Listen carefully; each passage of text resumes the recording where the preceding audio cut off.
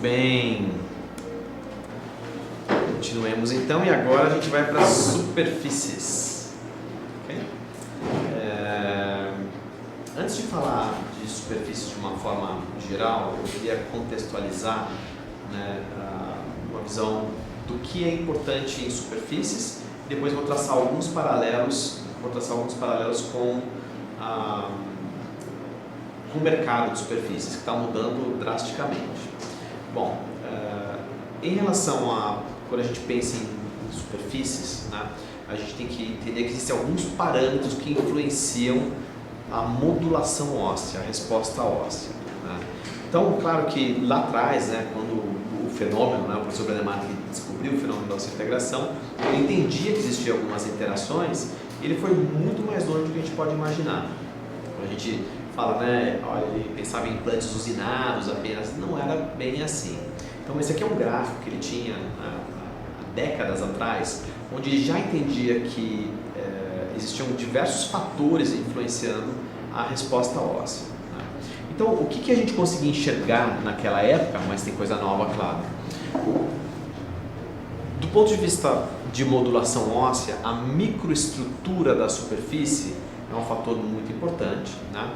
Mas também a espessura do óxido da superfície é um fator que influencia a resposta óssea. O estado de cristalinidade dessa estrutura também é um fator que influencia. A química da superfície influencia a resposta óssea e a nanoestrutura dessa superfície também influencia. Então, no material, né, no biomaterial, no caso aqui nos implantes, esses são os principais aspectos que vão influenciar a resposta óssea. Bom, partindo desse pressuposto, né, de que são os principais aspectos, a gente vinha estudando muito e, com sorte, né, o nosso grupo sempre foi muito profundo nesse assunto. A gente, então, começou a entender que, dependendo da micro-rugosidade, da microestrutura, né, dependendo desse número, dessa métrica, a resposta óssea era diferente. Né? Então, nessa publicação que a gente fez, a gente conseguiu correlacionar um indicador que é o SA, são 11 parâmetros, mas eu vou falar do SA que é talvez o mais conhecido, né? E dependendo desse parâmetro topográfico, né, que é medido em micrômetros, a gente tem uma resposta óssea. Então essa é uma tecnologia que foi desenvolvida na Universidade de Halmstad, na Suécia, né, e depois Gotemburgo, com o time do professor Thomas Albrechtsen, na Unimbed, que são os nossos desenvolvedores de superfície. E o que a gente percebeu foi o seguinte: quando a gente olha esses parâmetros, né, são parâmetros espaciais, para vocês entenderem o que eu estou dizendo, é o seguinte: o padrão de Gotemburgo aqui está o implante, sempre na terceira rosca eu vou medir o flanco, o topo e vou medir o vale. Né? Essas são as três medidas. E essa medida SA, ela é feita em 2 micrômetros, né, de área. Então eu estou medindo essa área e todas as características que estão dentro dessa área. Isso é o SA, né, a quantidade de picos que eu tenho dentro da área. Fazer a história simples é o seguinte: se eu tenho superfícies que estão em faixas de 0,1 até 1,2 ou mais de 2, eu vou compreender as principais superfícies do mercado mundial hoje. Então, OsseoSpeed, por exemplo, né, da AstraTech, o TiUnite da Nobel, eles estão nessa faixa de 1 a 2. O SLA da Straumann de hoje não é o mesmo de 3 anos atrás. Eles fizeram uma mudança drástica na superfície, o nome é o mesmo, né, mas a superfície não é.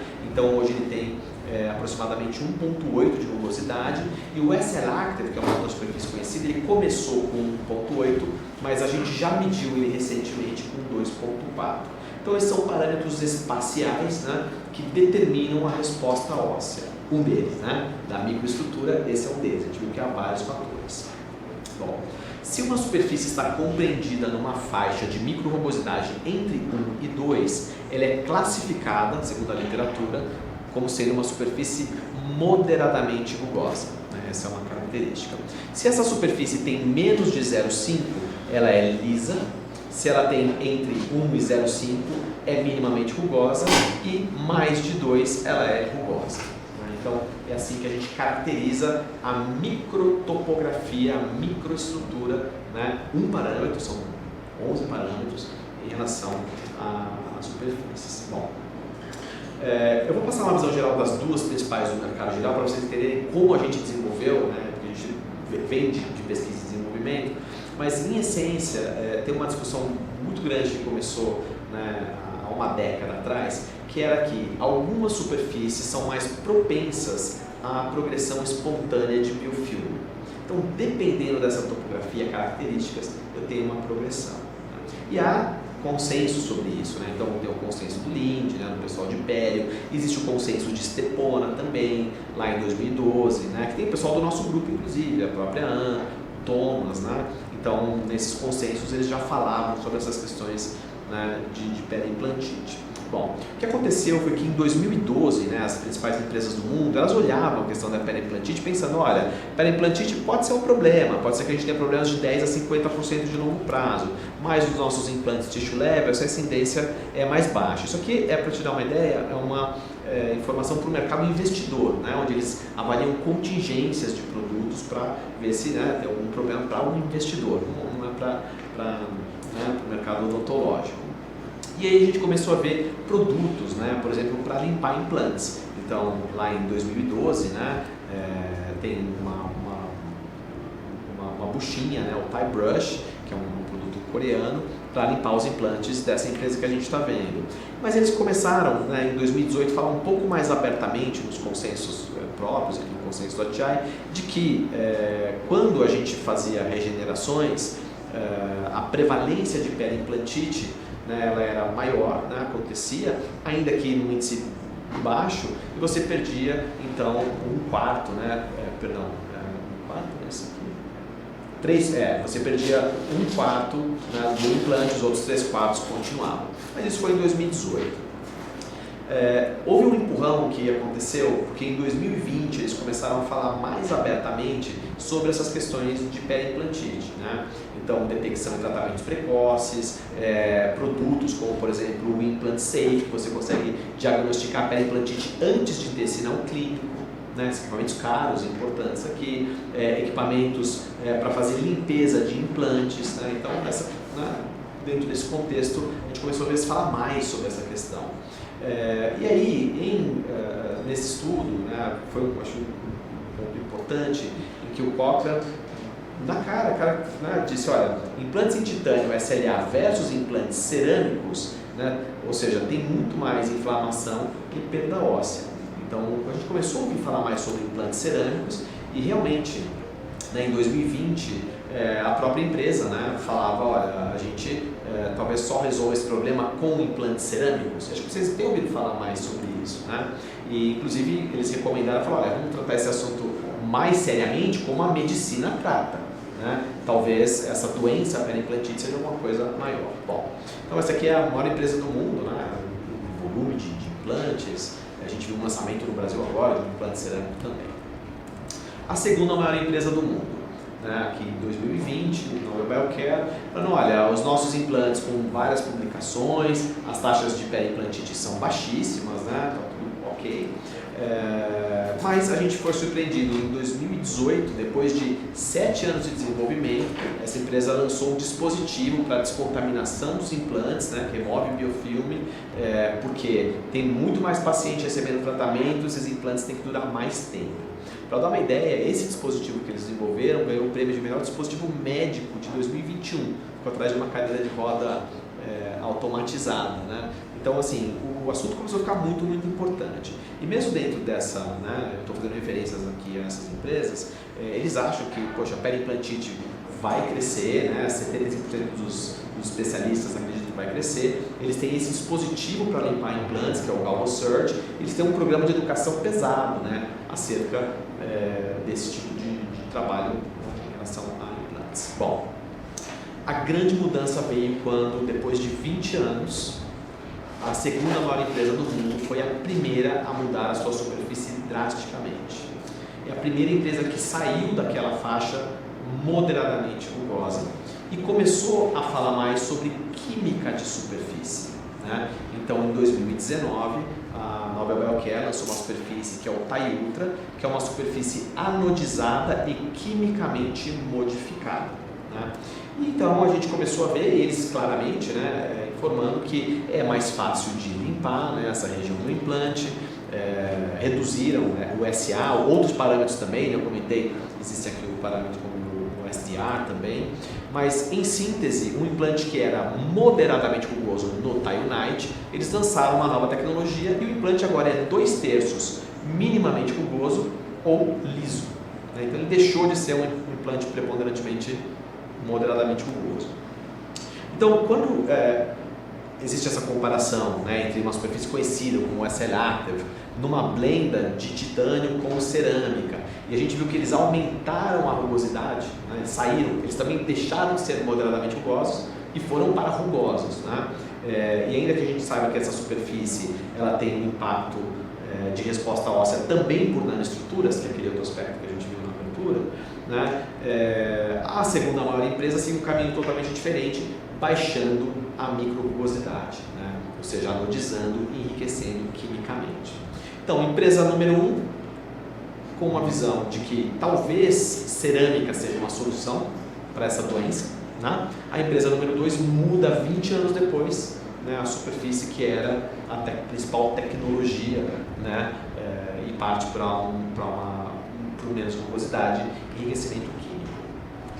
Quem me apresentou pela primeira vez esse assunto foi o Dr. Scarso, né? Isso foi praticamente, acho que foi em 2019, quando a gente teve a primeira conversa, e já há desdobramentos, né, acerca desse assunto para a odontologia, mas eu não estou dizendo que isso é o implante, né, ou que isso ou seja, não é o único fator, né? A gente sabe dos fatores proteicos relacionados a doenças cerebrais, mas essa série de bactérias, que é uma série de bactérias comumente encontrada em biofilmes, né, ou em meio oral, de uma forma geral, ela é na verdade, se você detecta essa série de bactérias no indivíduo com, né, ali de meia idade, é um fator, talvez, de identificação de futuros problemas, né, cerebrais, né, nomeadamente Alzheimer. E não porque ele teve o declínio cognitivo, né, porque eventualmente essa bactéria pode ter disparado, né, aí os efeitos proteicos, ou seja, tudo que pode acontecer acerca dessa doença, que ainda é multifatorial aparentemente. Então, principal empresa do mundo, um caminho aumentou a rugosidade, mudou completamente. Então a superfície deles de hoje não é a mesma de 3 anos atrás. E começa a falar muito em implantes cerâmicos. E tem dispositivos para limpar esses implantes, dispositivos complexos e caros, né? A empresa número 2, né, mudou drasticamente a sua superfície, reduzindo para menos de 1/5 a sua superfície em relação à rugosidade, né? E a gente recebe um assunto que vem da medicina, que nem vem da odontologia, dizendo, olha, pode ser que essas bactérias do meio oral, né, causem outros problemas, além só do que, né, as inflamações e contaminações locais, né? A gente pode gerar outras doenças. Bom, eu coloquei em contexto porque a gente sempre, quando fala, né, de superfícies, a gente pensa em resposta óssea. É muito importante a resposta óssea, a gente vai falar sobre isso aqui. Mas talvez tão importante quanto a resposta óssea seja a longevidade que a gente tem que ter nesses tratamentos. Então, quando eu comentei com vocês sobre a interface, sobre o parafuso dinamarquês, sobre o selamento, sobre a provisionalização e sempre selar, são preocupações que a gente não quer que o dispositivo médico, que o sistema de implantes possa trazer problemas para o paciente. Então, a gente pensa de uma forma muito conservadora e isso é muito o professor Pierre Brennemark, né? Ele sempre pensou, não no curto prazo, como a gente resolve os casos hoje, mas o que isso pode impactar para os pacientes no longo prazo. E claro que a gente é muito suspeito para dizer, mas ele provavelmente estava certo mais uma vez, né? Então eu vou falar um pouco para vocês da nossa abordagem em relação às superfícies, né? A gente sabe que a modulação óssea acontece naquela faixa intermediária de SA e outros parâmetros que a gente conhece muito bem, mas a gente lançou mão de outras tecnologias para melhorar essa resposta óssea sem comprometer ou talvez sem trazer, né, uma hipótese de riscos de longo prazo. Então eu vou falar para vocês sobre a superfície OSPUL. Essa é uma superfície que está presente em todos os sistemas da PI, nós temos duas, mas eu vou focar na superfície OSPUL, que é a que veio para o Brasil com o sistema MTF. Então vamos lá. A superfície OSPUL é uma superfície que tem a resposta óssea melhorada em comparação com superfícies anodizadas e jateadas que são moderadamente rugosas. Então esse é o primeiro aspecto dessa superfície. mas essa superfície osso-polvo ela tem menos adesão de bactéria, a adesão é equivalente às superfícies usinadas, porque ela é uma superfície, ela nasceu sendo uma superfície minimamente rugosa. E é uma superfície que tem um SA menor do que 1, tá? E é bioativa. Então a gente faz um processo de anodização e enriquecimento químico. Acho que vocês acabaram de ver uma outra empresa que começou a fazer esse processo agora, foi a superfície que eu comentei, a Yuta. Tá? A gente faz isso há 20 anos. Então nós utilizamos no nosso implante titânio grau 4.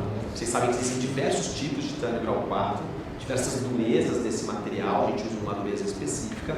Nós fazemos um processo de anodização e enriquecimento químico, e no nosso processo de modificação de superfície, nós não utilizamos alumínio para jatear, nós não utilizamos ácido em nenhuma fase do processo.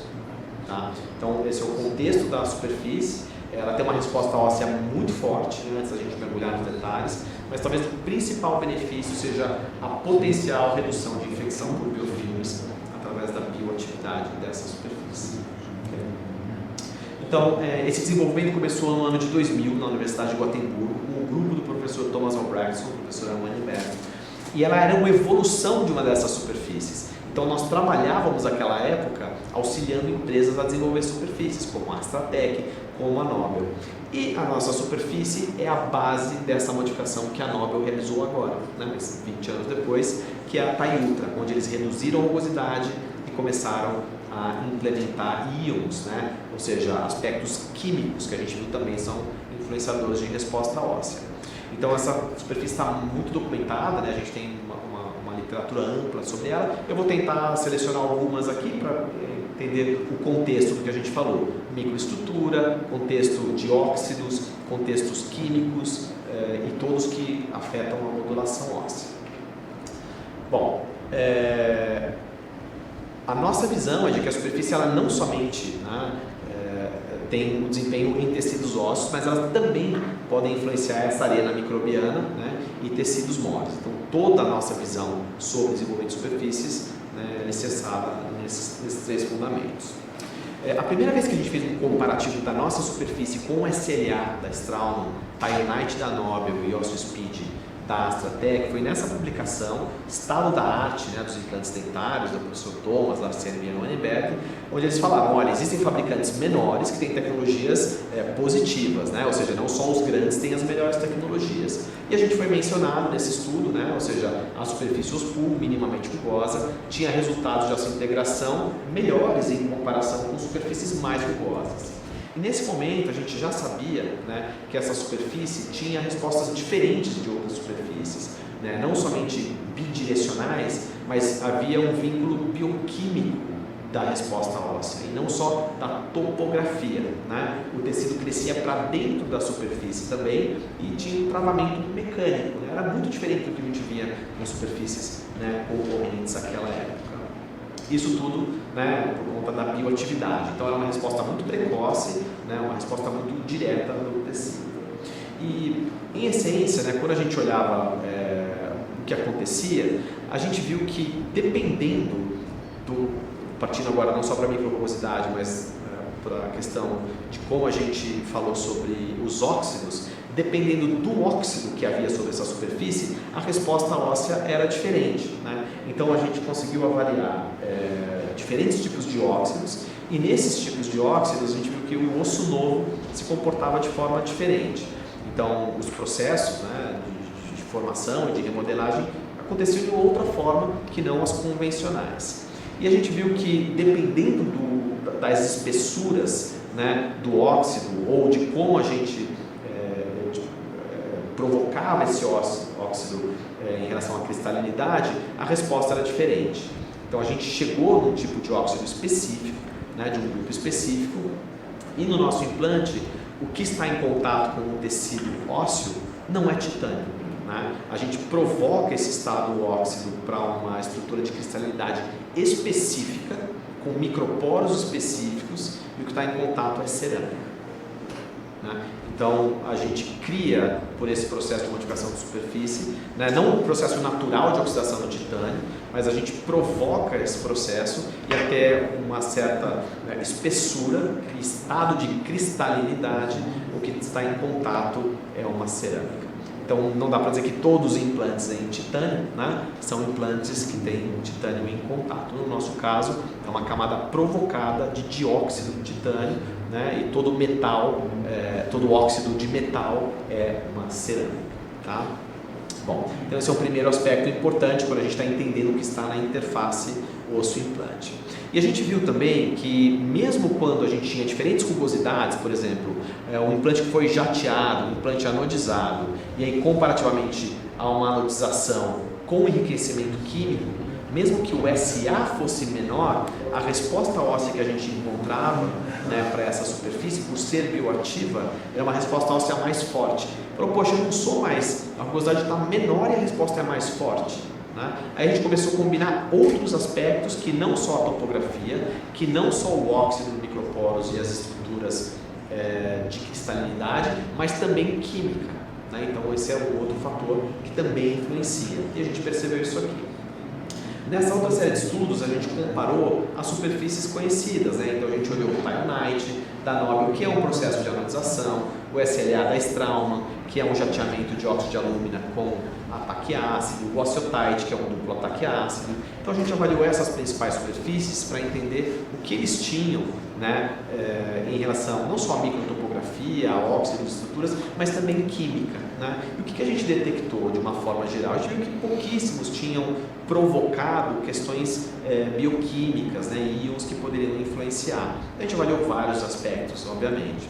E ampliando essa análise, a gente tinha 2 métodos de modificação, né, que eram nossos métodos da superfície osso-pulpo. E a gente, claro, incluiu o SLA, né, que tem lá cloreto de sódio.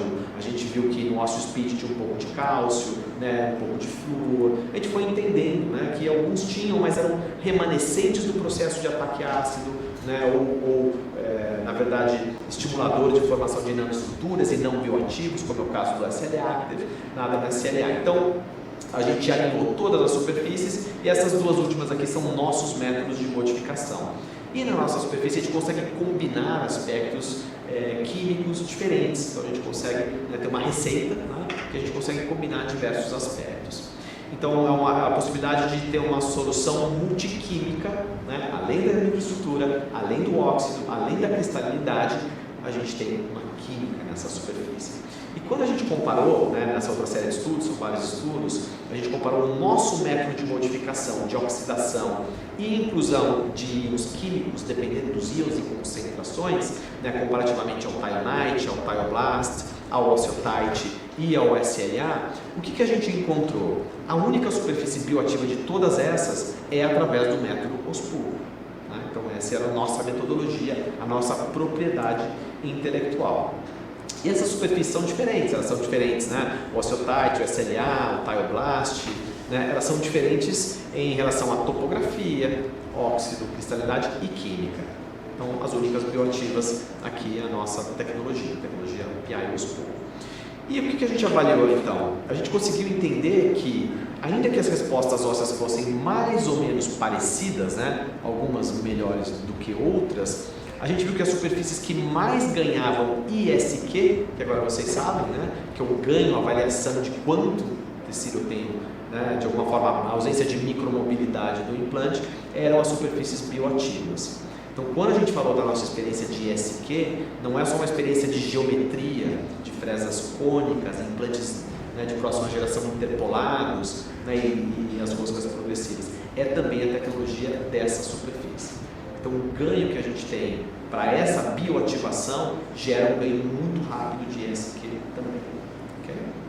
Então, a gente ampliou essa análise, né? A gente foi entendendo que quando a gente conseguia ativar quimicamente, bioativar, mesmo quando a gente reduzia a microrugosidade, a resposta óssea era forte. A gente começou a combinar um monte de coisa. Falou, olha, quanto que eu vou ter de contato ósseo se eu tiver a adição de um certo elemento químico? Ah, mas e se eu oxidar e adicionar esse elemento químico? E se eu jatear, oxidar? E em todas as oportunidades a bioativação gerava respostas ósseas mais fortes, né? Então, a superfície OSPU ela tem essas características, ela combina alguns elementos químicos em adição ao estado de cristalidade específico, com uma espessura, né, também pré-determinada, para que a gente tenha uma integração mais forte.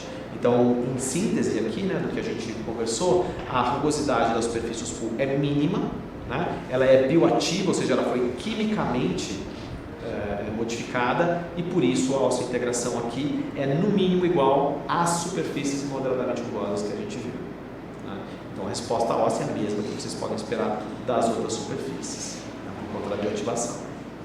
E o principal benefício ou o potencial benefício, claro que é interessante ter uma resposta óssea forte como são as moderadamente rugosas, né? Mas talvez o principal benefício seja que a gente tem evidências de que existe menos adesão de bactérias em relação às superfícies moderadamente rugosas. Então, nesses estudos da Julia Davis, professora Wittenberg, né, a gente viu que o desenvolvimento de biofilme, a gente viu, né, que a adesão e a limpeza de superfícies moderadamente rugosas é mais complicada. E sempre que a gente usa a anodização, a oxidação, são sinônimos, com a ativação química, a gente reduz essa adesão. Então, mesmo superfícies usinadas em comparação com esse método, ou se eu jatear uma superfície e utilizar um método OSPU de modificação, menos adesão de bactéria, né? Então, a gente tem mais facilidade para remover biofilme, né? E uma adesão de biofilme equivalente ao que seria um implante usinado. Então, esse é mais ou menos o contexto. E é claro que quando a gente olha isso, né, fica uma crítica, porque quando lá atrás o Albuí, né, e depois o Cochrane dizendo, olha, só implante cerâmico vai resolver isso, ou mesmo quando uma empresa diz eu tenho 465 estudos, né, e eu não tenho esse problema, a gente sabe o nível de escrutínio e critérios de entrada que esses estudos clínicos têm, né, controle de pacientes para se falar, né, se houve ou não, e que não necessariamente todos os implantes que está em contato, né, o óxido nominal, o óxido natural do titânio, né? Alguns sistemas já têm cerâmica, né, na interface. Então, a gente fez um estudo mais recente, que foi uma indução, né, da periimplantite exatamente no modelo que o Cochrane e no modelo que o Albuí originalmente começaram a falar sobre periimplantite, mas a gente foi um passo além, né? A gente avaliou aqui a expressão genética e a resposta imune, para entender o que estava acontecendo. E é claro que quando a gente provoca a periimplantite, né, com seda, com algodão, como eles fizeram, a gente tem um corpo estranho, né, e a gente não pode chamar isso de periimplantite. No nosso grupo de controle aqui, que era o OSPU, uma formação óssea muito ativa, né, ou seja, então a gente acredita muito nas reações externas a corpos estranhos, de uma forma geral, também que os estudos muito controlados não entregam a realidade, às vezes, que a gente tem encontrado nas clínicas em relação à progressão, né, espontânea de biofilmes, de bactérias. Então, a superfície OSPU é uma superfície que a gente pode usar em quaisquer densidades ósseas, tecidos 1 a 4.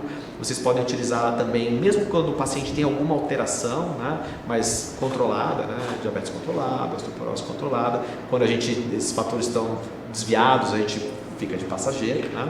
A gente tem boas evidências dessa superfície com biomateriais e pode ser utilizada com qualquer técnica de carregamento, né, imediata, precoce ou tardia. Lembrando que a única maneira da gente ter a certeza de quando se carregar o implante, e essa é a nossa especialidade, é a medição por ISQ.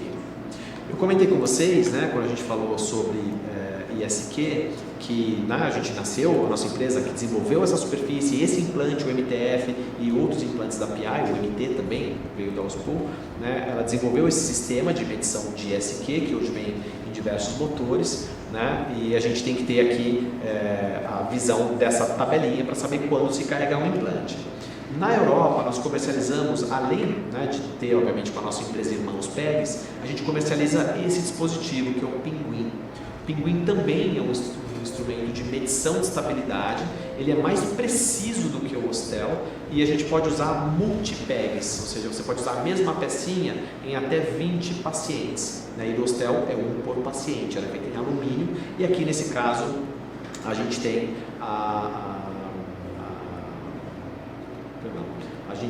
o multipeg em titânio, né? né? Então, você pode usar mais vezes. Essa é a síntese, né, do multipeg do Pinguim que a gente vende na Europa. No Brasil não está disponível ainda, né? Mas lembrando que eu falei do MTF, não é só o contexto de geometria, é a superfície também. Então, a superfície foi uma superfície muito moderna, né? Apesar de ter 20 anos, é uma superfície moderna que tem aí a resposta óssea no mínimo equivalente a superfícies moderadamente rugosas, tá? Então, toda a fase de medição do MTF é a superfície, essa curva é uma curva realmente diferente, né, de ganho de quociente de estabilidade do implante. Agora, isso sobre superfície. A gente tem uma outra superfície, é um método diferente, né, que a gente utiliza, foi desenvolvida pelo mesmo grupo, que é a superfície micronano. Essa superfície ela tem características também de mais formação óssea, mas ela tem uma abordagem diferente. Aqui a gente utiliza essas nanoestruturas e outros estados de cristalidade do óxido, tá? Ela também é uma superfície que tem respostas ósseas no período curto muito fortes, principalmente no período precoce de cicatrização. Ela também é minimamente rugosa, né? Mas o que a gente faz é eliminar não só impurezas, mas o titânio metálico. Então, o óxido normal a gente também despreza e reforma esse óxido do jeito que a gente quer. Então, são duas metodologias diferentes, uma por anodização. Na micronano a gente usa um método que se chama Plasma Ion Immersion Implantation, que é uma metodologia de bombardeamento de íons, né? Também titânio grau 4 com impurezas diferentes, zero de alumínio, zero de ácido em qualquer fase da modificação. Então, a micronano tem uma formação óssea muito forte, principalmente no período de curto prazo, mas ao invés de ser bioativa, a gente modifica a nanoestrutura, que também modula a resposta óssea. Agora a gente cobriu todos os aspectos de uma superfície: microestruturas, óxidos, estados de cristalinidade, química e nanoestrutura. Okay? Então, quando a gente olha a superfície micronano, né, na resolução nanométrica, a gente percebe que ela tem outras características além só de microestruturas, né? Ela tem uma abundância de nanoestruturas de um tamanho específico, uma metodologia nova de modificação, só tem 13 anos essa tecnologia, e isso influencia também a formação óssea de curto prazo, né? Então, você pode conseguir isso, como a gente fez na OSPU, bioativamente, ou aqui agora sem bioativar, mas criando nanoestruturas que modulam essa resposta óssea, ou seja, uma densidade muito grande de nanoestruturas. Bom, é de AFM da Universidade de Gotemburgo esse, o equipamento deles. Bom, basicamente, o que acontece? Essa superfície, como eu comentei, falei, agora são 15 anos, né? A ideia era que a gente tivesse uma resposta de curto prazo, que ela fosse muito limpa, mas só utilizando métodos que não fossem químicos de filtração, não utilizar ataque ácido, né? Ou seja, como é que a gente poderia estabilizar essa superfície e modificá-la topograficamente somente com métodos não químicos, né? E é isso que a gente faz um jateamento, né, em titânio, com titânio, nem com óxido de alumínio, com alumínio, e faz esse processo de plasma, de imersão de plasma em íons. E é bem documentada também pelo mesmo grupo, né? Então, é uma tecnologia mais avançada até de modificação de superfícies. Então, como é que funciona? Naquele mesmo estudo onde eu mostrei que existia a microestrutura, microrugosidade, o SA, isso a gente consegue medir também no nível nanométrico. É um outro equipamento, não é mais um interferômetro, a gente usa microscopia de força atômica, mas todas as superfícies que a gente viu lá antes, como o SLA, Taionite, a gente mediu aqui também, né? Então a gente consegue quantificar isso. E o que a gente percebeu? Nas gerações anteriores, né, nesse estudo que a gente publicou, acho que uns 10 anos atrás mais ou menos, SLA, Taioblast e Osteotite, a geração anterior dessas superfícies, né, não tinha nanoestruturas. E todas as novas gerações, o SLA, o OsteoSpeed e o Nanotite, que agora é chamado de DCD, né, pela Zimmer Biomet, todos esses têm nanoestruturas. Então, a geração antiga de superfície sem nanoestruturas, a geração nova com nanoestruturas. Então, foi a estratégia, né, que essas empresas encontraram para melhorar as respostas ósseas, né? E nesse mesmo estudo, a gente viu que Quando você muda a nanoestrutura, você também muda a microestrutura. Então não dá para comparar, né, na verdade, numa mesma base. A gente tem que entender o contexto de cada nova tecnologia. Eu acabei de dizer para vocês que uma dessas superfícies da Quintela não tem mais do que 3 anos a maneira em que ela hoje tem funcionado. Eles mudaram drasticamente, saíram de moderadamente para rugosos. Né? Então o nome é o mesmo, a superfície não é a mesma. Bom, então em síntese, como é que a gente sabia que a nanoestrutura poderia influenciar a resposta óssea? A gente removeu as estruturas micrométricas, né? Estabilizou isso numa placa, né? Para entender a adesão, ou seja, entender a osseo-integração, né? Áreas e contato ósseo. E o que a gente encontrou foi muito interessante. A gente encontrou que quando a gente tinha o titânio polido em comparação com uma superfície que tinha nanoestruturas com um caráter químico, que era uma hidroxiapatita, inclusive tem uma empresa brasileira que usa essa tecnologia, que é uma empresa sueca, que o Lennart, que é o nosso desenvolvedor, faz parte do conselho. A gente viu que você tinha mais uma resposta óssea mais forte. Mas o que a gente ficou surpreso é que quando a gente veio e adicionou só nanotitânia, sem um elemento químico, a resposta foi mais forte ainda. Então, a química tem um efeito, mas a nanoestrutura também tem um efeito, né? E a gente percebeu isso quando a gente olhava microtopograficamente, por interferômetro, uma mesma microestrutura, né? Mas quando a gente olhou a nanoestrutura, elas eram completamente diferentes. Essa aqui, né, fósforo e cálcio, e essa aqui só titânia, nanotitânia.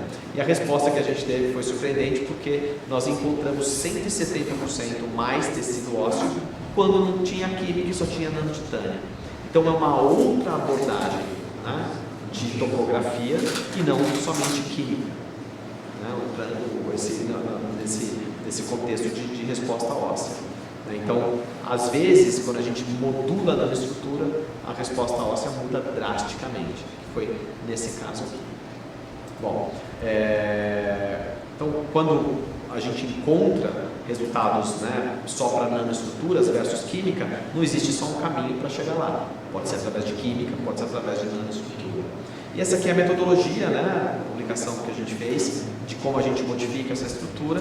A gente faz um bombardeamento de íons. A gente pega um átomo, quebra o átomo e bombardeia esses íons, remove todas as impurezas da primeira camada do titânio e depois colide com mais força um outro átomo, ejetando átomos de titânio. E o remanescente são nanoestruturas. E depois a gente recompõe o óxido, né, num certo estado de cristalidade, que a gente já sabe agora que é tão importante quanto, né, numa certa espessura, né, e aí a estrutura existe nanotopograficamente e o óxido mais estrutura. Então, o que a gente viu é que quando na nossa superfície, mesmo você só usinasse e colocasse nanoestruturas, a resposta óssea, né, ainda que a nanoestrutura precise de um tamanho específico, né, para modular essa resposta, a gente viu que a gente conseguia ter uma resposta óssea mais forte. E aqui nesse gráfico a gente pode ver que há diferenças entre os estados de óxido, né? Então existe um estado de óxido, que é esse rutílico dióxido de titânio, que é o estado cerâmico, que a gente já conversou na superfície OSPU, que é diferente do titânio metálico, do óxido que se forma normalmente, ou que às vezes até é erodido quando a gente faz um ataque ácido. Então a gente estabiliza esse estado, né, para trazer para um estado cerâmico também, e aí proteger, né, ou seja, que vai estar em contato com o tecido ósseo. E a resposta óssea é mais forte, né, nesse caso, ou seja, as nanoestruturas influenciam a resposta óssea também, né, porque como a gente começou conversando. Então a micronano é uma superfície que tem uma microtopografia complexa, né, obtida por jateamento, e a gente consegue enxergar isso com mais detalhes quando a gente vai para a microscopia que a gente chama de FIB, que é Focus Dye Beam. Não é uma microscopia de eletrônica convencional, mas isso é só qualitativo, para a gente não serve muito olhar, né? A gente tem que fazer conta, SA, SDR, SDS, mas aqui dá para ter uma visão da superfície. E quando a gente começa a olhar isso com 170 mil vezes, ou, né, imagens são difíceis de conseguir a 190 mil vezes, você começa a ver nanoestruturas, que são todos esses pontos aqui. Então, além da microestrutura, nós temos essa imagem de 250 mil vezes, as nanoestruturas que modulam a resposta óssea, aqui 300 milhões. Então, a superfície micronano tem uma outra abordagem, né, sem a química, mas também com ósseos. Então, também é uma superfície que pode ser utilizada em quaisquer densidades ósseas, né, assim como o OSPU. É uma outra metodologia, né, de modificação, que também tem uma resposta muito forte. Então, são duas superfícies aí que tem uma resposta bem forte. Fica sempre a pergunta, né? Eu vou usar a superfície OSPU ou vou usar a superfície micronano? E a resposta é quase que de preferência, porque a gente realizou um estudo comparando, né, o método de analisação e bioativação e o método de jateamento com modificação nanoestrutural, e o que a gente viu foi que, ainda que elas sejam diferentes, né, no método de modificação, e a OSPU talvez tenha um benefício de menos adesão de biofilme, na micronano a gente encontrou uma cicatrização em períodos precoces muito forte, né?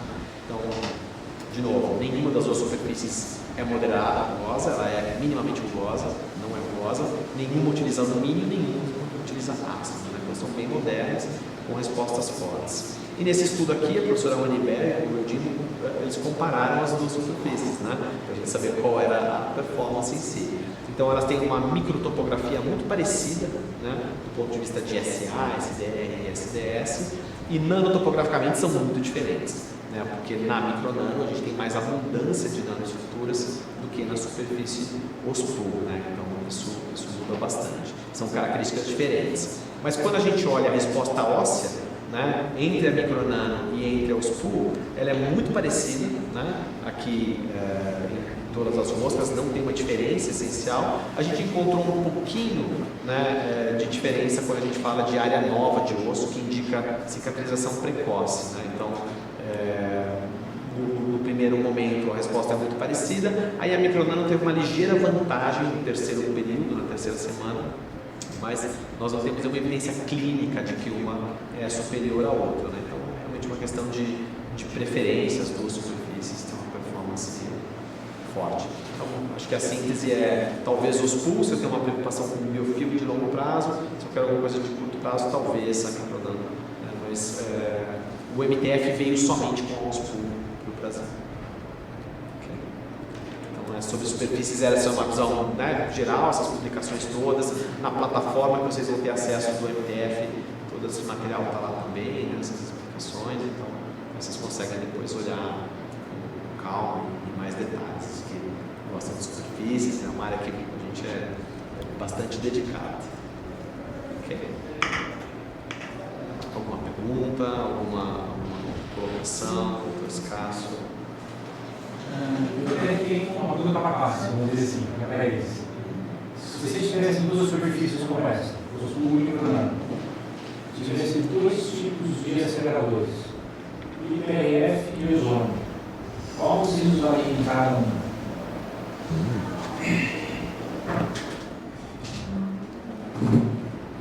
Eu já falei isso na aula.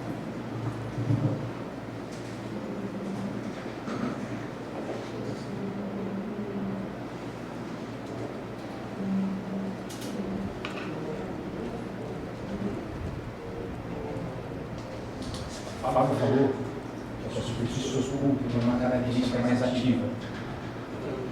E ela tem uma resposta do ponto de vista de alguma incorporação de alguns minerais, das situações de efeito do processo, que fica rápido, mais fácil de tratar por ele. Então, quando a gente tivesse OSPU e IPRF, vocês aceleram o processo absurdamente. Da mesma maneira, se você for pensar no IPRF por ano, ele simplesmente ganha a superfície, mas ele não consegue incorporar. Ele já é uma superfície de vegetação rápida próxima. Mas o osso para atuar precisa de oxigênio, que é dado no ozônio. Só que o ozônio, quando você traz o IPRF e o ozônio ao mesmo tempo, você auxilia o IPRF. Então, é muito interessante quando você está no OSPU, usar a ligação do desse implante com o IPRF. E você consegue trabalhar melhor a característica de rapidez e melhor resposta óssea. E ao contrário, quando você trabalha no micronano, quando você termina a sequência do micronano, fazer o ozônio. isso aumenta a oxigenação do tecido e ativa a resposta celular de diversas urgências. Primeiro, essa sequência biológica do sistema. Sim. Não, total sentido.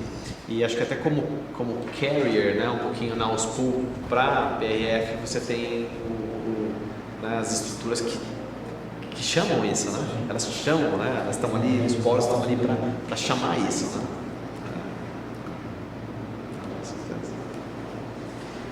Então são duas superfícies muito modernas, e conservadoras. Porque se a gente turbinasse em rugosidade, vocês iam ficar muito contentes no começo. Será que isso no longo prazo é verdade? Então a preocupação da longevidade dos tratamentos também, não só hoje, não é só carga imediata, não é só carga precoce, não é só o paciente está tudo bem, né? Como é que a gente está influenciando a saúde dessas pessoas de alguma forma? Esse é um assunto novo, né? Essa questão de progressão, né, das bactérias, é um assunto relativamente novo. Então, quanto mais conservadores nós formos em todos os processos, que a gente falou do trauma do implante, do desenho do implante não compressivo, né? Do selamento, da superfície, é assim que a gente pensa, conservadoramente. Okay? Muito bem. Bom, então a gente pode dar uma olhada agora na parte de prótese. Ok. Bom, a gente já sabe que no MT e no MTF é a mesma interface para todos os implantes. Tá? Então, toda essa linha de prótese vai servir para os dois sistemas. É um parafuso de cobertura para todos os implantes. A mesma conexão para todos, 3.3, né, ao 5.1 ou 4.6 no caso do MTF.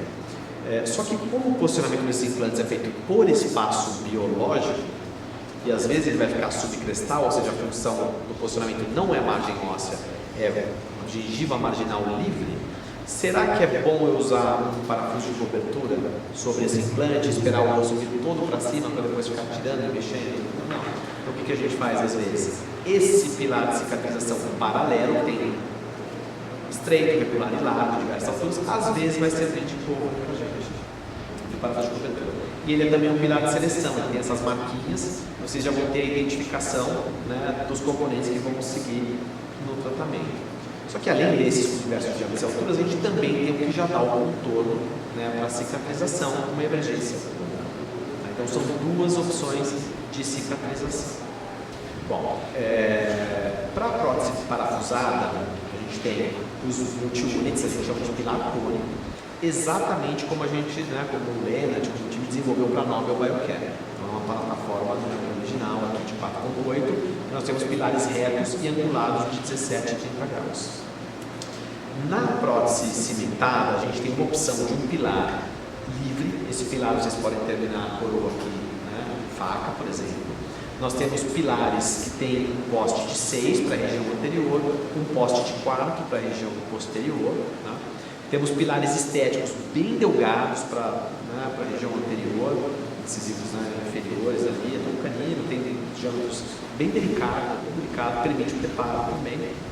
E um pilar mais robusto, esse pilar também tem diversos diâmetros e alturas, né, vocês podem prepará-lo, ele tem retos de 17 graus. Diretamente sobre o implante, vocês têm cilindros em titânio, né, com diversos diâmetros também, para fazer os provisórios, e como uma opção para corrigir angulações, né, erros ou espaços intercruzais limitados, em cobalto cromo ou molibdênio. Então aqui vocês podem sobrefundir qualquer infraestrutura para fazer uma prótese parafusada ou cimentada. Tá? Para a sobredentadura, a gente tem locator, mas para o Brasil nós não trazemos esse não. O Brasil só vem nessa bateria que eu mostrei até agora, mas nós temos, né, além dessa sobredentadura, os pilares para a linha digital, que são os links. Então nós temos um link que é especial para a API, da parte digital. Esses links têm altura, né? Tipicamente na área digital a gente só tem uma base, aqui não, vocês têm 0,8, 1,5, 3, 4,5 para pensar em espaço biológico. Nós também temos link C. Esse link C também tem 2 diâmetros, né? Eles estão na biblioteca SPI, mas vocês também têm compatibilidade com o sistema Serec e Sirona. Então vocês conseguem, né, usar os blocos de IMEX ou outros blocos da Sirona para fazer a prótese sobre os links. Okay? Então vocês têm 3 opções de links. Sobre os multiunis, a gente tem cilindros titânio, né, os provisórios, totalmente calcináveis e base em cobalto cromo molibdênio para sobreprodução. Uma grande diferença é que quando vocês forem fazer um módulo fora, vocês vão usar esses cilindros, mas se vocês elegerem esses componentes antirrotacionais e a transferência antirrotacional, vocês podem fazer próteses provisórias e definitivas unitárias sobre o multiunit reto. Então o nosso multiunit também faz prótese unitária parafusada. Sobre esses pilares aqui, vocês têm uma opção de coifas calcináveis, né? Eles são rotacionais ou antirrotacionais. E para a parte digital, vocês têm escambares para mini pilar, né? E também os escambares para implante, que é um só para tudo. É bem magrinho, dá para usar em região anterior, para desgastar. Então, é uma linha que tem diversos diâmetros, né? É um parafuso para tudo. Então, todos esses componentes aqui, todos os diâmetros e esses componentes aqui usam o mesmo parafuso dinamarquês. Todos, do provisório ao definitivo, todos os diâmetros. Tá? Então vocês têm 3 diâmetros nessa linha, estreito, regular e largo. Você tem uma multiplicidade de diâmetros e alturas. Tá? No caso dos links, vocês têm 2 diâmetros de link. E essa é a linha de prótese convencional e também digital.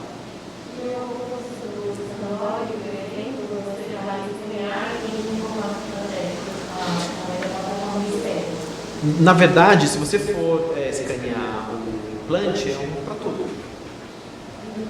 Aí você vai conectar, né? Como é que a gente vai fazer, né? na linha digital. Então você tem escambare para implante, né? E você tem escambare para mini pilar, né? Para multi-unit. E os links com altura. Então essa aqui, né? Você vai ter diversas opções. E no link C você tem 2 diâmetros. Você tem o estreito, que é o small, no Brasil não se usa muito. No Brasil se usa mais o large da Cirona Cerec, mas a gente tem os 2. Como é que funciona então? Você está com o implante instalado, né? Você vai vir com o escambare sobre o implante. Esse escambare, que é o magrinho para todos, ele tem um tempo de aquisição muito rápido, os escambares são mais lentos, são desenvolvimentos dinamarquês, ele captura bem rápido, você vê aquele scanner. As imagens que você obteve aqui, você vai jogar para o software, você vai importar, então você pode escanear com shape, com trios, com todos os scanners, todos e quaisquer scanners, e mandar o arquivo, né, para o software. Nesse exemplo aqui, né, você vai fazer então o desenho da prótese, e esse desenho é customizado. Então o que vai acontecer? Eu instalei, eu fiz a leitura, né, mandei para o software, e dentro da biblioteca eu peguei esse exemplo da Shape, pode ser Exocad, Shape ou ZFX, que é uma biblioteca. Você vai encontrar lá, eu usei o link PI de 08. Eu quero usar, que eu acho que ele vai me dar um melhor perfil. Eu quero usar um de 1,5, eu quero usar um de 3, um de 4,5. Aí você vai decidir sobre o pilar, né? Ou seja, aqui é o link, radicando, são 3 opções de link dentro da biblioteca. E aí o que você vai fazer? Dentro da biblioteca existe uma base que vai se encaixar com todos esses links. E a biblioteca já está concatenada para isso. Então, dentro do software, você vai desenhar um perfil de emergência. Eu escolhi esse cara aqui. Então, o que eu vou fazer? Eu vou fazer uma prótese, né, com esse perfil. Vou fazer uma prótese com esse perfil. Você desenha, né? O que você quiser. Vou fazer um molar. E aí, sobre, né, você pode colocar com ou sem acesso ao parafuso, né, para fazer a fabricação agora. Então, você faz tudo isso em software. Até aqui é só software. Você só fez o escaneamento, né? E você gerou todas essas, você pegou as bibliotecas da PI lá dentro. Depois que você definiu, você vai começar a manufatura. Aí você vai fazer a prótese em si. E a parte interna da prótese, né, que é essa partezinha aqui, é a parte que se comunica com o produto físico e com a biblioteca. Né? Então, aí você vai fazer, depois de ter escolhido com ou sem acesso ao parafuso, você vai fabricar a prótese, né, diversos materiais, você tem diversas opções. Né? Mas a parte interna é padronizada para se comunicar. O laboratório vai fazer isso. E aí você pode usar tanto o link quanto o link C, né, que também tem uma. Você pode aí não escanear o implante, esse também pode escanear a parte de cima, então você pode deixar em boca escanear o pilar, né, ou no caso do link você escaneia com esse escambale aqui. E aí você faz a prótese. Aí o que vai acontecer depois disso? Você vai dentro da biblioteca de novo, fabricar um modelo digital impresso, e aí a gente tem esse housing do análogo, né? E aqui você vai encaixar o análogo depois, então o laboratório vai imprimir em resina esse modelo 3D e você vai ver que ele vai encaixar então o análogo digital. Então esse é o fluxo que vale. Eu dei o exemplo do shape, mas vale para o Exocad também, né? São as diversas opções. Se fosse mini pilar, você faria, ao invés de usar esse escambale aqui, você usaria o escambale do mini pilar. E aí lá dentro da biblioteca tem o Geometry Contour que vai encaixar em cima. Essa é a visão. Né? Então, depois de feito isso, você vai confeccionar a prótese em cima de um link, né? Com os contornos que a gente falou lá, né? Atenção para contorno. E você faz tudo no software. Quanto de pilar vai ficar no perfil subcrítico, quanto vai estar no perfil crítico, como convexo, na região que a gente estiver trabalhando. Não, imagina. Esse é o. Não sei se ficou clara a sequência de onde a gente busca o quê, né? Mas uma visão. E é simples, né? No nosso caso é bem simples mesmo, porque é um escambale para tudo. Então vai escanear o implante. Enviou, né? Só para retomar, enviou para o software. Aí escolhe o componente que vocês querem usar em boca. Né? Isso no software já vai aparecer, preciso de 0,8, 1,5, vocês já vão conseguir. Né? E aí vocês desenham a infraestrutura, as emergências como vocês querem. Escolhe com sem acesso, alguns softwares dão direto. O Shape, você não precisa dizer que você é sem com acesso, ele já joga o parafuso. No Exocad você precisa escolher o Geometry Contour com sem acesso. E é isso. Né? Cimenta com acesso, testa no modelo, que é o ideal. É um análogo digital para tudo, esse análogo digital da PI, ele é também para modelo de gesso. Não precisa nem pensar se é um para tudo.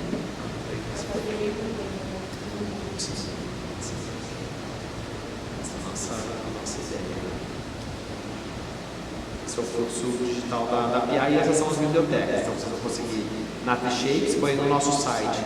Vocês conseguem fazer um upload dessas bibliotecas aqui, dessas. Né? O T-Shape está no site. O Exocad é através do próprio site. A gente só trabalha com softwares oficiais. Então, tem lá, vocês vão baixar essa biblioteca, o laboratório vai trabalhar. EasyFX não tem no Brasil. É uma empresa alemã que fazia parte da Produzida. E eles têm todos os produtos para a área digital também.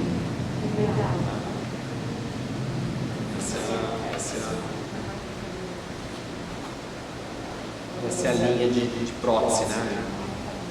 Geral. Não sei se vocês tiram foto de algum componente ou alguma coisa. Realmente a única coisa que a gente não tem no Brasil é o bloqueio.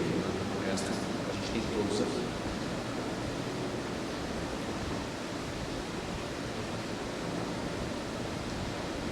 Bem, bom, a gente estava comentando do kit de prótese, né?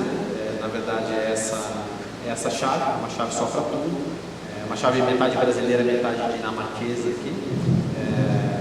Uma coisa interessante, vocês vão perceber, claro que a gente tem para prótese diversas alturas, se vocês quiserem, o kit é média, mas ela captura o parafuso. Então é uma chave que tem um perfil, quer que seja 1.2, ela captura o parafuso com segurança, né? Então a modificação fica no parafuso, esse parafuso dinamarquês, e esse torquímetro do nosso original, outras empresas usam, né, hoje, mas é um torquímetro cirúrgico e protético, é dinamarquês, e o mais bacana dele, estava conversando, é que a biossegurança é elevada. Então, quando eu comentei caixa inox, quando eu comentei dos revestimentos de brocas, um outro instrumento que contamina muito de forma cruzada os pacientes são os torquímetros, por conta das molas e partes internas difíceis de limpar. Né? Então, é um ponto de atenção, e nesse caso ele só tem duas partes muito fáceis de limpar. Então, cabeça e corpo, e aqui vocês vão adaptar tanto a parte cirúrgica quanto a parte protética. E os torques são normalizados, 25 newtons para tudo sobre o implante. Tudo provisório, definitivo. Obviamente, o implante tem que ter o torque suficiente para você aplicar os 25, né? Lembrando que é o parafuso que tem uma carga mais alta, ou seja, os vezes 25 tem uma força maior, né? Que é bom para a gente selar. Então, Essa é a visão dos instrumentos de prótese. Okay. Bom, para a gente terminar então, em síntese, né, a gente estava falando do MTF, e eu acho que é um sistema que tem muita modernidade, né, nos conceitos de geometria, mas muita simplificação também. Então, não é só um sistema de próxima geração em geometria, mas também com uma tecnologia de interface, que a gente é orgulhoso, como eu comentei com vocês, né? Outras empresas adotam o que a gente faz. A Zinha tem um implante que usa a nossa tecnologia, a Zinha Biomet. Então, deslocar menos tecido ósseo, medir métricas biológicas mais altas, de uma maneira simples, né? Então, para pós-extração, trazer segurança para quem está começando e muita segurança para quem já está usando há bastante tempo, para fazer as regenerações complexas, né, complicadas. Então é realmente um sistema de próxima geração que a gente está aí trazendo para vocês, né? Espero que tenham uma boa relação clínica com ele, e o que vale, na verdade, né? Posso contar aqui para vocês, né, todos os aspectos tecnológicos e documentação clínico-científica, mas vale, né, o que vocês vão conseguir fazer com ele na clínica. Então, mais do que bem assistidos aqui, a gente, né, conhece o trabalho do Dr. Escácio há muito tempo, e vocês têm, na verdade, a sorte, né, de estar estudando aqui e aprendendo aqui, porque estão num patamar muito mais alto do que a média geral de mercado. Então, a gente tem que aproveitar, né, todo esse conhecimento com uma arma poderosa na mão também, para realmente, né, tratar os pacientes em alto nível, não menos níveis. Eu queria te pedir 2 minutinhos, você está trazendo essa internet, você está trazendo uma mulher, o que eu dá acesso a eles. E aí, se você não tiver acesso à internet, se você digitar aí profissional em qualquer Profissional convidado, se conectar.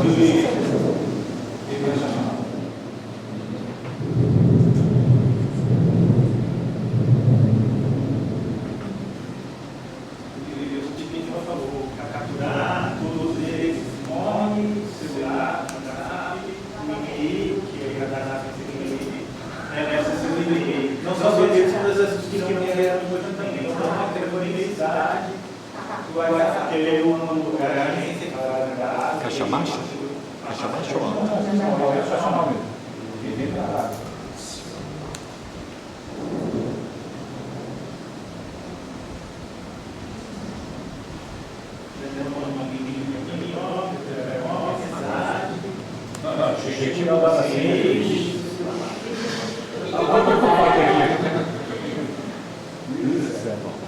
Então aqui a gente tem o site da PI, né? E aqui, na verdade, a informação está mais sintética, né? Em relação ao próprio MTF. Mas vocês vão receber, né, um acesso para a área de membros, que é um conteúdo exclusivo, né? Vocês participam desse programa. Então, ou vocês vêm no site da PI, que é o pibranemark.com, e vão clicar aqui em membros, né?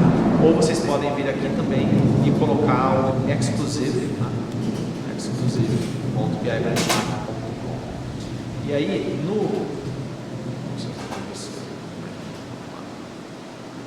exclusive.pibranemark.com.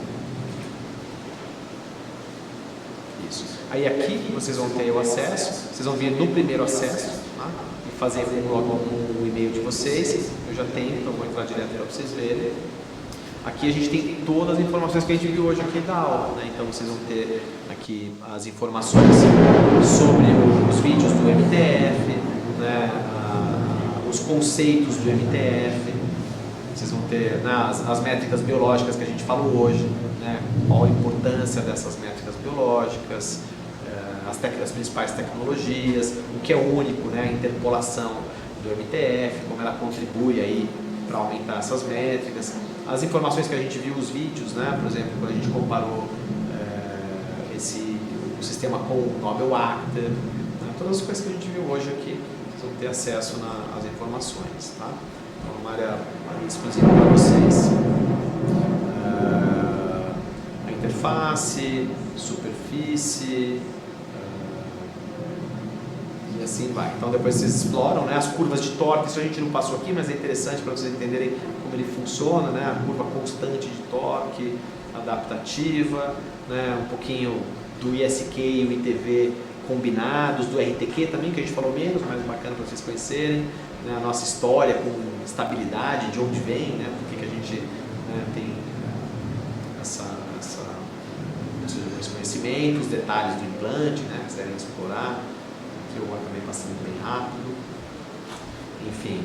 E aí começam, né, os detalhes da interface, então o que eu apresentei hoje aqui para vocês, de posicionamento por espaço biológico, se surgirem dúvidas, né, de como posicionar o implante, da superfície aos pull também, as informações, as soluções digitais, soluções de prótese, o kit, quem quiser entender mais, a performance das brocas, né, que são muito diferentes, as chaves, e tão importante quanto a sequência cirúrgica. Então aqui a gente tem o vídeo de sequência cirúrgica, é o exemplo, e aqui já direto a sequência. Então aqui implante eu vou instalar. Essa é a sequência, né, para tecidos macios, normais e densos. Então, para cada implante, tudo por aqui. E o que vocês vão precisar dos materiais do dia a dia. Então, sequência cirúrgica quer imprimir, instruções de uso do produto, as publicações, né, passei várias aqui hoje, aqui tem mais ainda, como limpar os instrumentos aqui dentro, o certificado de garantia vitalício, tanto para implantes quanto para pilares, e aqui qualquer manifestação que vocês tenham para se comunicar com a gente, né, o clinical checklist, o registro de manifestação. Então é basicamente essa informação, vocês também têm um canal aqui, um e-mail, enfim. E esse material, o Smart Guide, vou até baixar aqui para ficar mais fácil para a gente conversar, é um material, é um guia completo do MTF. Né? Então, o que a gente tem nele? Vocês têm tudo aqui, todas as informações. Então, vocês vão ter aqui a informação do MTF, né?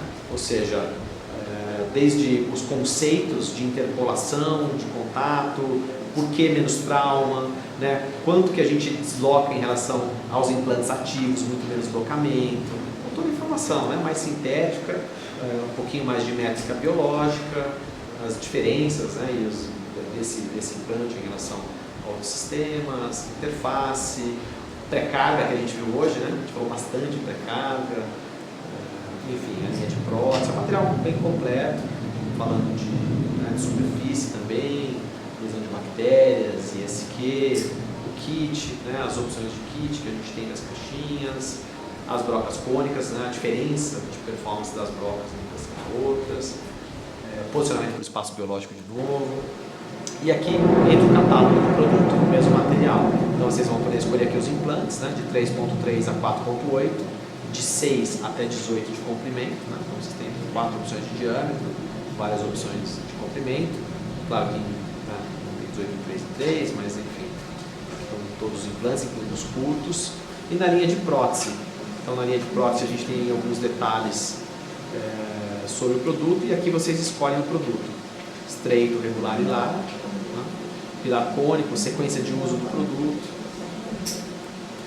e assim por diante. E mesmo o que a gente acabou de ver que foi a parte digital, né? A sequência de utilização digital e os produtos, os escambares, análogos digitais. No Brasil a gente não tem milling blank, mas na Europa a gente vende, eu acabei falando com o Dr. Descalço também, é um produto, você consegue customizar o pilar do jeito que você quiser.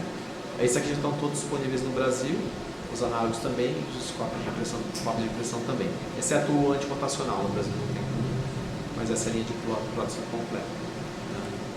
Aí os kits, né, o que vem em cada kit, os instrumentos, e eu cheguei aqui, na verdade eu queria falar com vocês sobre cirurgia guiada, porque me perguntaram. Né? Então, essa cirurgia guiada é um sistema de posicionamento tridimensional, então é totalmente guiada em profundidade e axialmente, né? E esses mesmos instrumentos são utilizados em cirurgia convencional, então ele serve para guiada e para convencional, né? Você precisa de um kit ou outro, a mesma broca, você vai trabalhar nas duas modalidades. O offset primário é muito simples, né? Você como o PI é muito simples. O offset primário é de 9,5, mas vocês também podem trabalhar com 10,5, né? Perdão, 9,0. Vocês também podem trabalhar com offset de 10,5. As brocas curtas têm 36,5, então são curtinhas mesmo, esse é um problema, né, de cirurgia guiada. Então elas equivalem como se fosse uma broca de um implante de 11,5, que não tivesse mais nada, só os 11,5. Então, Ela é bem versátil mesmo. E as brocas longas têm 40. Como é que funciona? É isso aqui. Você tem uma broca que é um punchzinho, e ela também, quando você aprofunda, ela regulariza tecido ósseo, é uma 2 em 1. Então ela tira o flap, mas também regulariza. Aí tem uma crestal totalmente guiada, e aí a sequência normal da PI. Aí você adapta esses stops que vão regrar em profundidade, terminar em profundidade e diâmetro. Então tem duas anilhas principais, uma estreita bem pequenininha e uma regular, para usar com todos os implantes. É uma parceria que a gente tem com uma empresa alemã que se chama Stec. Tá? Eles fabricam inclusive essas anilhas. E é simples. É uma broquinha que você instala esses stops e eles vão através dessa anilha aqui. Então não tem espuma? Não. É olhar para o lado, entra e sai, né? Entra e sai.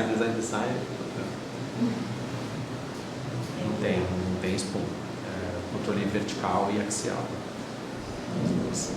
Também vem na Não, essa é uma outra caixa. É uma outra caixa italiana, porque essas brocas são muito longas, né? Então, o que acontece é, você poder até acomodar, né? Mas a gente tem um organizador para stops, que é esse aqui.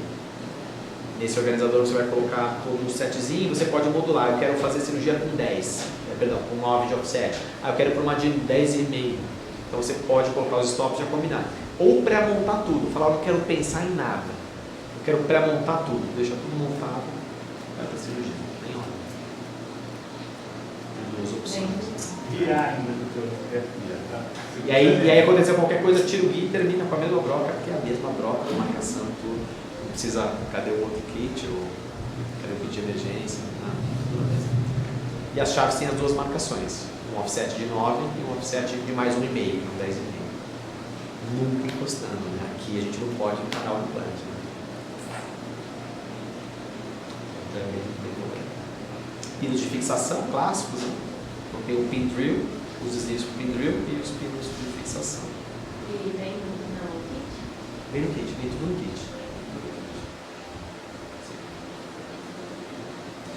Esse kit que vocês estão vendo aí, ele é suíço, sueco, dinamarquês e tem algumas coisinhas brasileiras.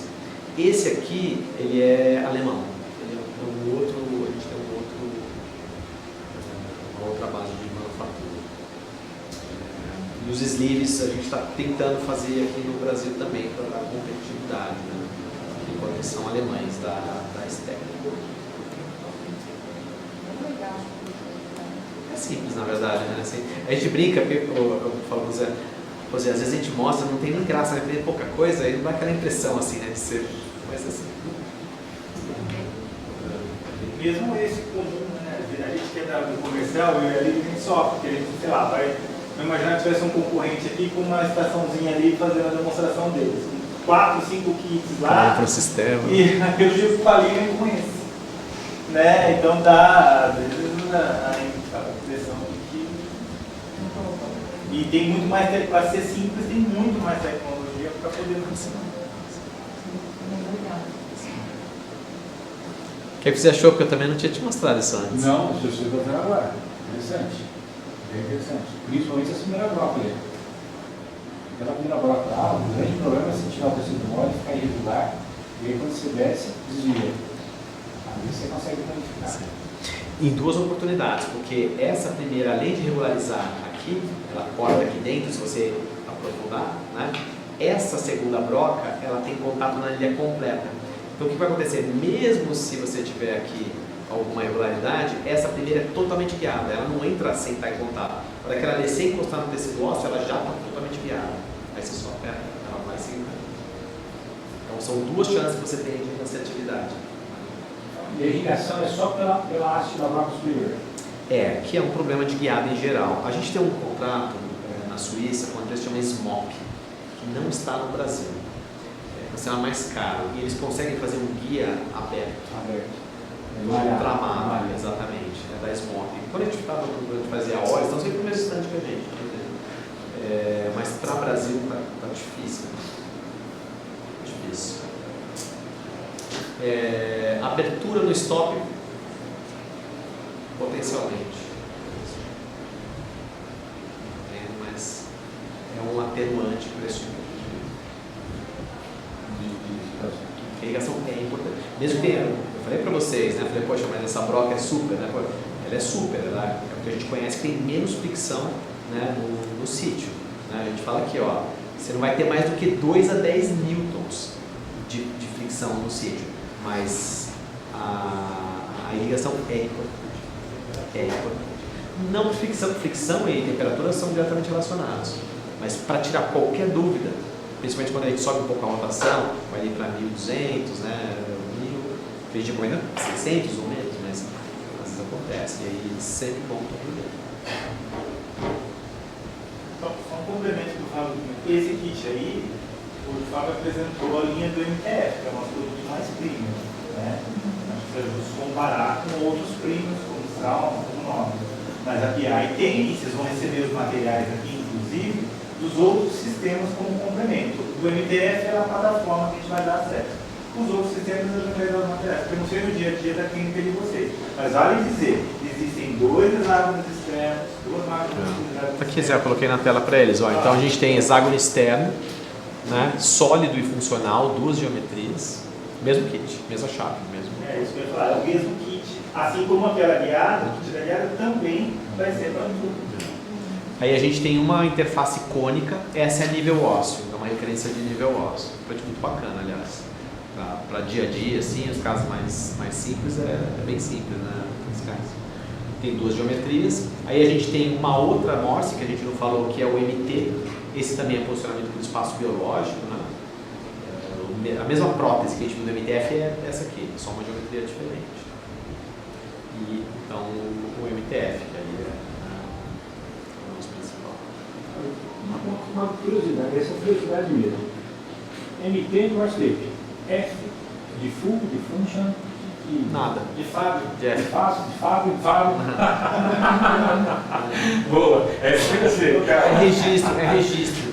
Quando a gente estava com o Zimmer, a gente tinha vários registros de vários projetos. Então, eu acho que é de Fábio. Ele jura para mim que não é. Mas Se não é, não faz tempo. Não tem nenhuma.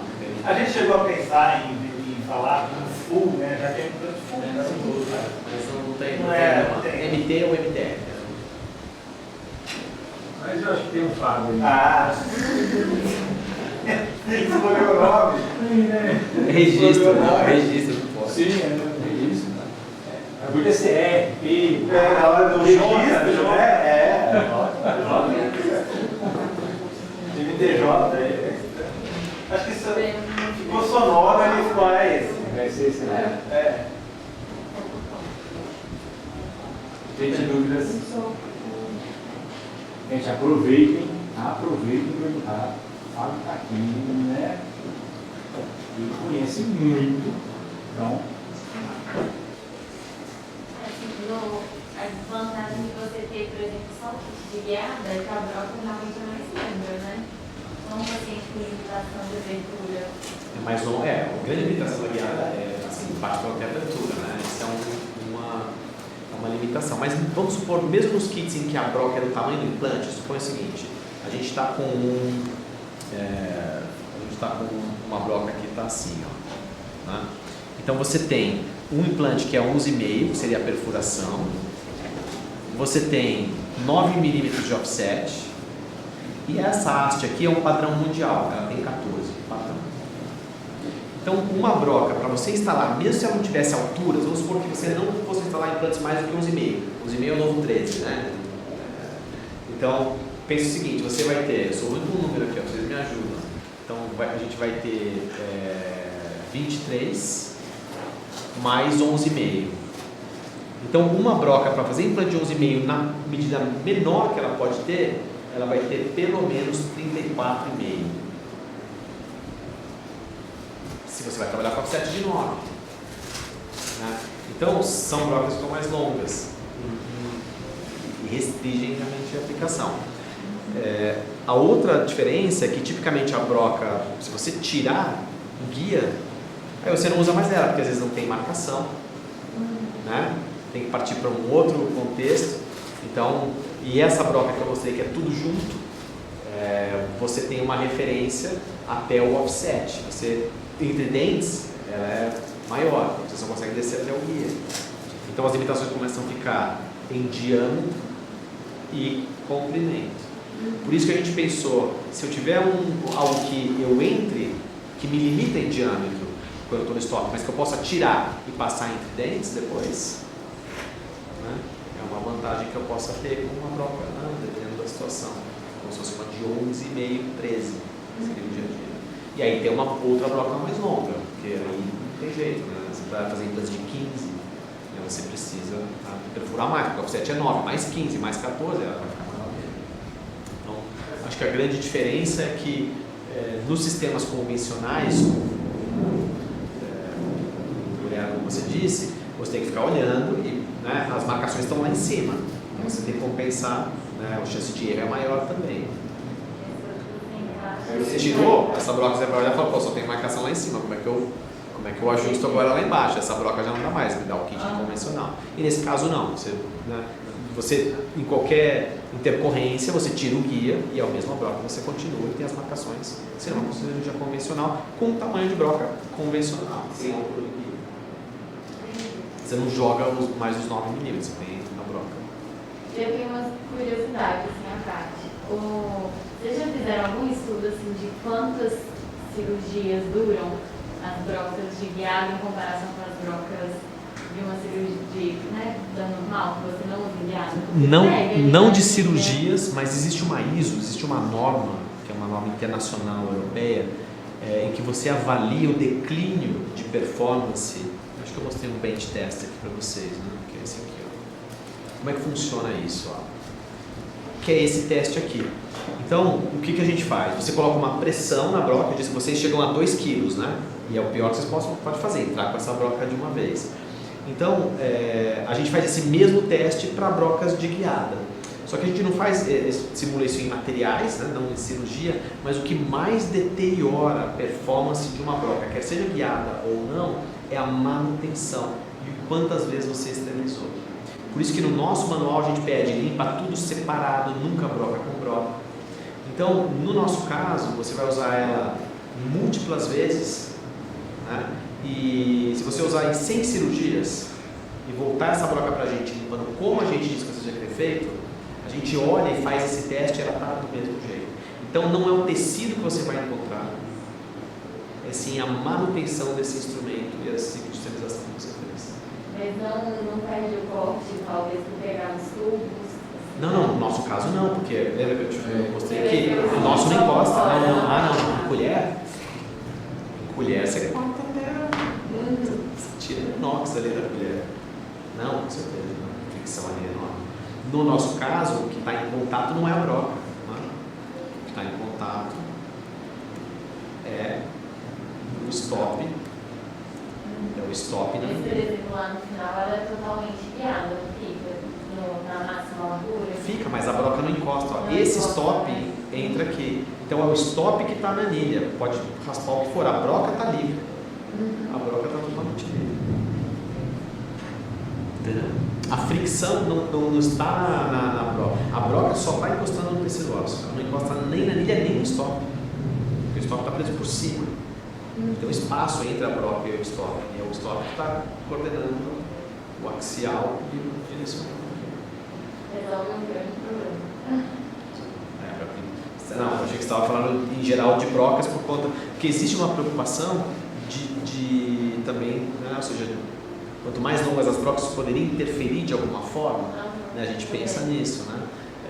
Mas não, é mais sobre ciclos de limpezas e perfurações, limpezas do que perfurações. Mas a broca mais curta da guiada, ela é um pouco maior do que a nossa broca do normal? Um pouquinho maior. Tá, então nada impede também, se a doutora quiser colocar essa broca, comprar avulso e ter ela no kit de guiada para ter um pouquinho menor, pode colocar. porque os instrumentos todos vão pode colocar, sim, pode. Tem área inclusive para isso no kit. Vai ter a... Você pode montar curtinha, média, longa, tá tudo ali. É claro que não é legal você deixar tudo e não usar, né? Porque o kit está sempre no ciclo. Então coloca o que usa, né? Tem instrumento que não usa, não fica toda hora ali. Aqui na escola tem que tomar cuidado, tem ultrassom, vocês viram, na hora dente. E o bichinho é forçante, né? Se você colocar, por exemplo, uma curva de metal, colocar a broca na curva de metal, colocar esse movimento para direcionar, o ciclo dela, de secagem, é como se estivesse batendo lá no osso, mas assim, você vai ficar 10 minutos ali dentro, acaba com o corte da broca dentro. Então você tem que tomar cuidado, só isso.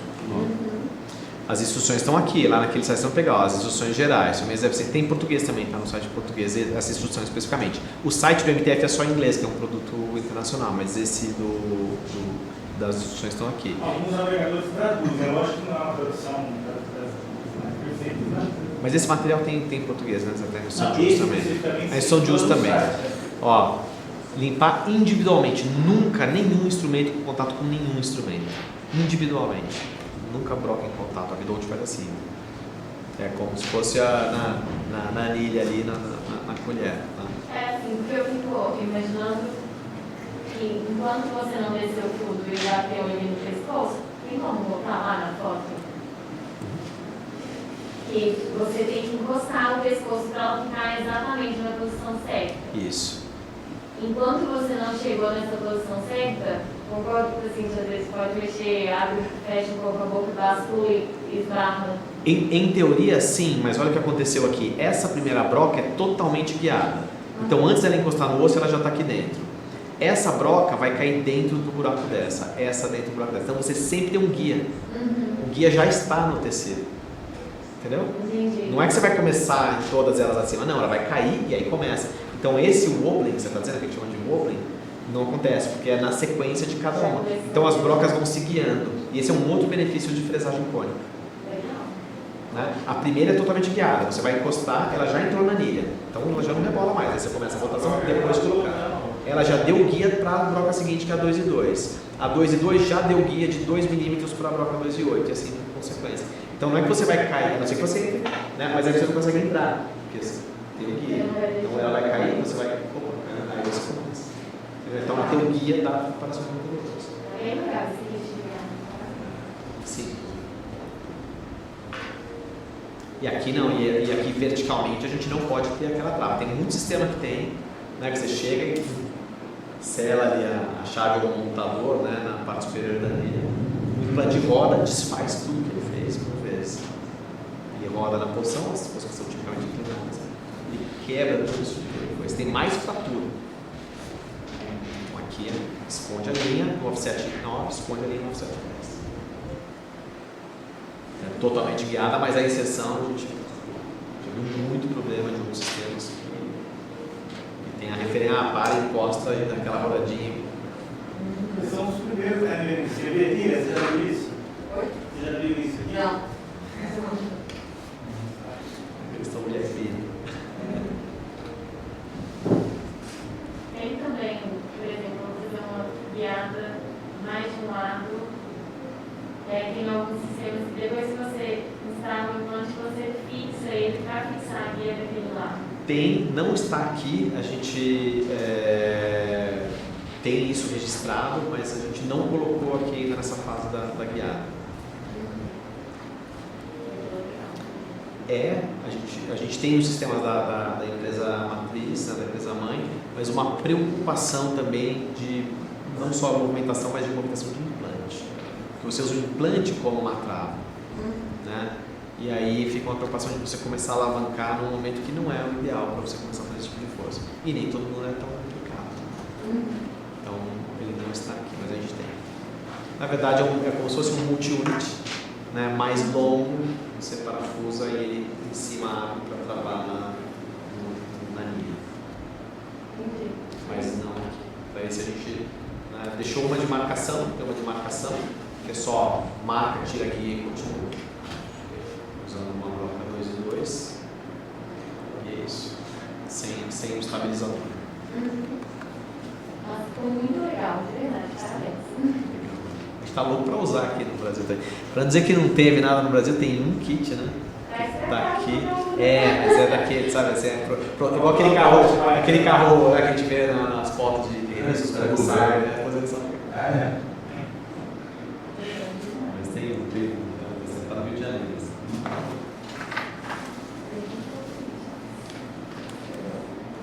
Mas é isso aqui é um guia completo. Então, para MTF, tudo que vocês precisam está aqui nesse Smart Guide.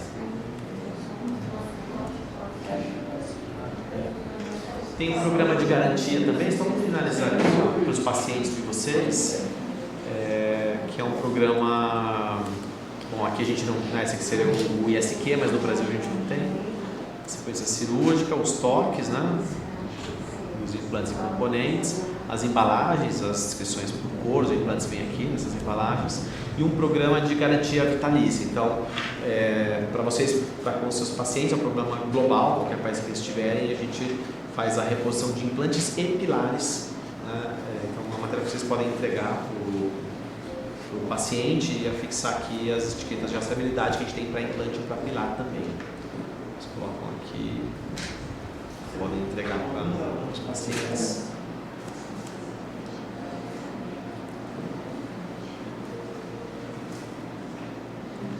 Muito bem.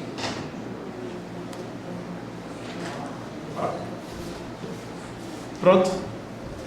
Muito obrigado.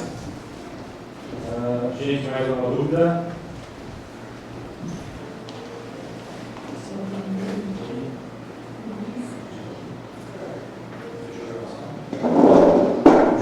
Ups.